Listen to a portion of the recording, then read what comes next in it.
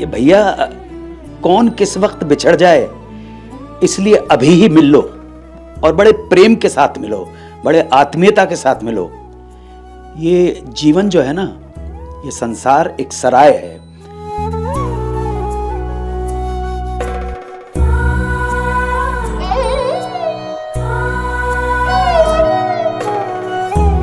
असरानी साहब के सामने न जाने कितने हीरो आए और न जाने कितने हीरो चले गए, जबकि मैंने उनकी एक या दो फिल्म देखी होगी। अभिमान देखी है, लाई हयात आए कज़ा ले चली चले, लाई हयात आए कज़ा ले चली चले, अपनी खुशी न आए न अपनी खुशी चले।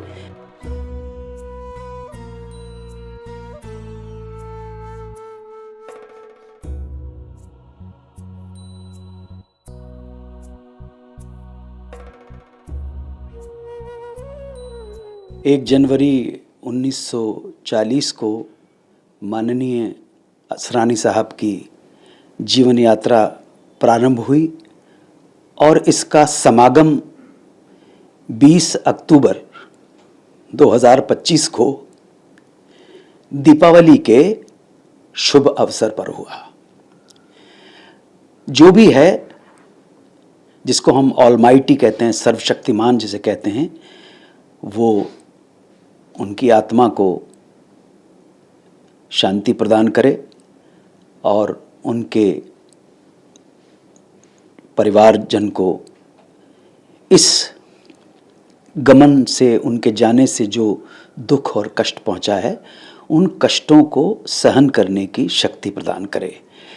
ये प्रार्थना हर उस व्यक्ति के लिए है जो इस संसार से, जिसे हम कहते हैं ये नश्वर शरीर है, संसार है, एक तरह की सराय है, एक तरह का एक पड़ाव है। जो भी इस पड़ाव से गुजर कर अनंत में विलीन हो जाता है, उन सब के लिए, उन दिवंगत आत्माओं के लिए प्रार्थना ऐसे ही होती है। मेरी भावभीनी श्रद्धांजलि श्री असरानी साहब को। क्या यादें हैं लास्ट में? नहीं, वो बहुत कमाल के अभिनेता थे, इसमें तो कोई शक ही नहीं है। पूरा मैं देख रहा हूँ, कल जब से मुझे ये समाचार मिला है तो मन तो व्यथित हुआ। और मैंने यहाँ आकर अपने ऑफिस में जब डायरी के पन्नों को तलाश की, अभी डायरी में लिखूँगा, शायद 20 मार्च 2023 को मैंने आखिरी बार उन्हें देखा था फिल्म के सेट पर। इरशाद खान डायरेक्टर थे, फिल्म का नाम था नॉन स्टॉप धमाल। लेकिन मुझे मालूम नहीं था कि ये उनके साथ आखिरी मुलाकात होगी, उनके आखिरी दर्शन होंगे। अब डायरी में लिखना पड़ेगा। ये भैया कौन किस वक्त बिछड़ जाए, इसलिए अभी ही मिल लो और बड़े प्रेम के साथ मिलो, बड़े आत्मीयता के साथ मिलो। ये जीवन जो है ना, ये संसार एक सराय है, एक होटल है, एक अतिथि निवास है। यहाँ पे चेक इन किया है आपने तो चेकआउट करना है। ये चेकआउट किस वक्त, किसका, किस अवसर पर हो जाए, इसलिए आज ही मिल लो।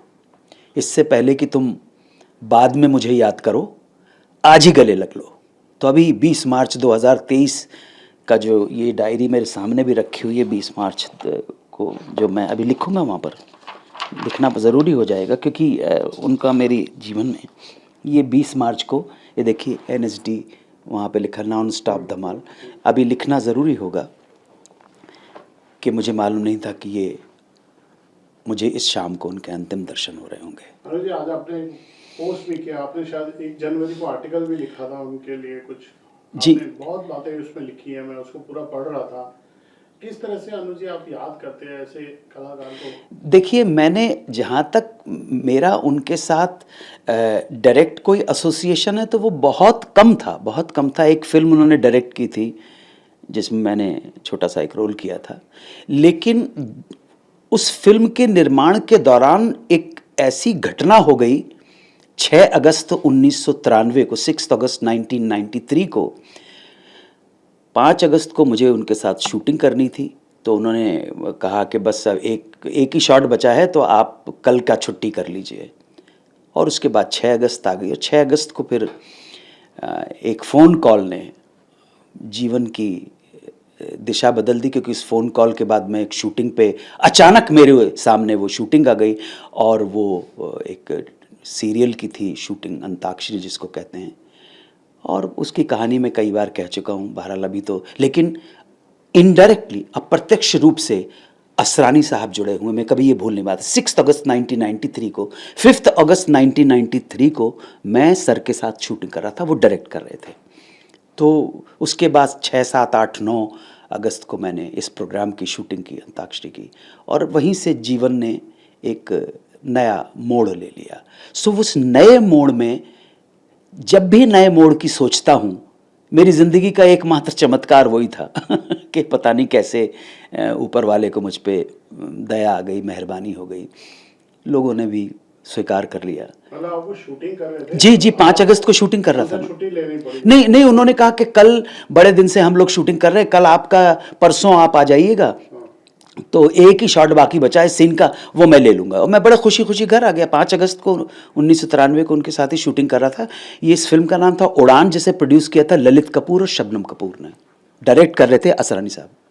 हाँ जी, उन्होंने अपनी इच्छा जाहिर की थी कि मेरा संस्कार जब होगा बहुत प्राइवेट रखा जाए। कल हमें जैसे सूचना मिली, हम लोग दौड़ भाग कर रहे थे, तो हमको बड़ी मुश्किल से पता चला कि सांता क्रूज क्रिमेशन ग्राउंड में उनको ले गए, और जब हम वहाँ पहुँचे तब तक उनका क्रिमेशन हो चुका था। जी, इसके पीछे क्या भावना रही होगी आने की? भावना सिर्फ यही है कि एक सेलिब्रिटी हैं, वो बहुत बड़े स्टार थे, असरानी साहब के सामने न जाने कितने हीरो आए और न जाने कितने हीरो चले गए, जबकि मैंने उनकी 1 या 2 फिल्म देखी होगी। अभिमान देखी है, बाकी और तो ज़्यादा फिल्में मैंने काम 1-2 बार करने का सौभाग्य मुझे प्राप्त हुआ। तो ये उनकी अंतिम इच्छा थी, वो कोई शोर शराबा नहीं चाहते थे, और दिवंगत की अंतिम इच्छा को पूर्ण करना और उसका सम्मान करना, हम जो इस जगत में रह गए हैं, ये हमारा कर्तव्य है। जो भाभी जी हैं, मंजू असरानी जी, उन्होंने इसको पूरा किया। उनके जो नियर एंड डियर वन थे, उन्होंने बड़े प्राइवेट तरीके के साथ, बड़े शांतिपूर्ण तरीके से उनको पंचतत्व में विलीन किया। सो ये उनकी अंतिम इच्छा थी, और शायद मुझे लगता है इस अंतिम इच्छा से मेरे मन में एक विचार आया। इस अंतिम इच्छा ने मुझे एक बात के लिए प्रोत्साहित किया, मुझे एक बात के लिए मोटिवेट किया, इंस्पायर्ड किया, प्रेरित किया कि भैया, जब मेरा इस दुनिया नामक होटल से चेकआउट करने का समय आए, और वो तिथि और वो समय अगर किसी राष्ट्रीय पर्व से जुड़ा हो, 15 अगस्त 26 जनवरी से जुड़ा हो, या किसी त्यौहार से जुड़ा हो, दिवाली से जुड़ा हो, होली से जुड़ा हो, ईद से जुड़ा हो, मकर संक्रांति से जुड़ा हो, 12 वफात से जुड़ा हो, क्रिसमस से जुड़ा हो, बुद्ध पूर्णिमा से जुड़ा हो, गुरु पूर्णिमा, नानक जयंती से जुड़ा हो, तो मेरा भी ये जो संस्कार है वो गुप्त रूप से किया जाए। मैं किसी को परेशान नहीं करना चाहता हूँ, किसी को बॉदर नहीं करना चाहता हूँ, और मैं इस दुनिया पे बोझ बन के नहीं जीना चाहता हूँ। ना वो बोझ मैं अपने लिए चाहता हूँ, ना मेरे लोगों के लिए चाहता हूँ, ना समाज के लिए चाहता हूँ, ना देश के लिए चाहता हूँ। बोझ बन के नहीं जीना। सो लाई हयात आए क़ज़ा ले चली चले, लाई हयात आए क़ज़ा ले चली चले, अपनी खुशी ना आए ना अपनी खुशी चले। खुशी से तो कोई जाता नहीं है, लेकिन फिर भी जाना ज़रूरी है। गालिब का एक शेर है कि गमे हस्ती का असद किससे हो जुज़मर्ग इलाज, गमे हस्ती का असद किससे हो जुज़मर्ग इलाज, शम्मा हर हाल में जलती है सहर होने तक। तो जब तक चेकआउट होने का टाइम नहीं आया, तब तक जलना अवश्य है, लेकिन जल के किसी को तकलीफ़ न दे। जल जाने के बाद ना अपने परिवार को, ना अपने पत्नी को, ना अपनी संतानों को, ना देश को, ना समाज को, ना दोस्तों को, ना इस समाज के लोगों को, ना अपने फ़ैन को कोई तकलीफ़ नहीं देना चाहता, किसी पे बोझ बन के नहीं जीना चाहता हूँ। तो जब मेरा समय आए चेकआउट करने का, दुनिया तो सराय है, मुसाफिर खाना है, होटल है, तो चेक इन किया है तो चेकआउट करना भी बहुत ज़रूरी है। या आप ये मत सोचना कि टिक जाओगे आप, ये परमानेंट रेजिडेंस नहीं है आपका। बड़े बड़े लोगों ने इसको अपना परमानेंट रेजिडेंस बनाने की कोशिश की, लेकिन आज तक तो कोई बना नहीं पाया है।